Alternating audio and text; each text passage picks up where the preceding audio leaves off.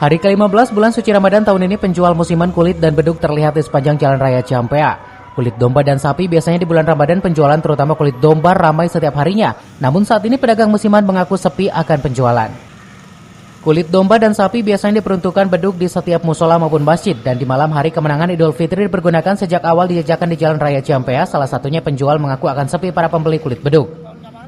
Harga jual kulit domba dan sapi relatif sesuai dengan ukuran yang diperlukan oleh pembeli, berkisar Rp100.000 untuk kulit domba dan Rp250.000 untuk kulit sapi. Bahkan penjual pun menyediakan beduk dengan berbagai ukuran yang dipasarkan harga dari Rp750 hingga Rp1.000.000. Ya sebetulnya lembaga ini udah turun udah lama juga.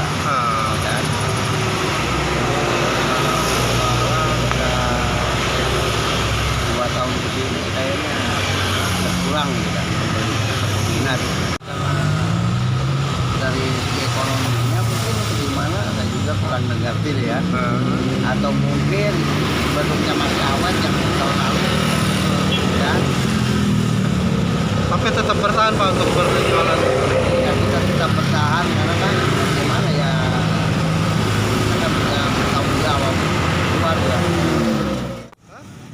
Dari Ciampea, Kabupaten Bogor, Iman Abdurrahman melaporkan.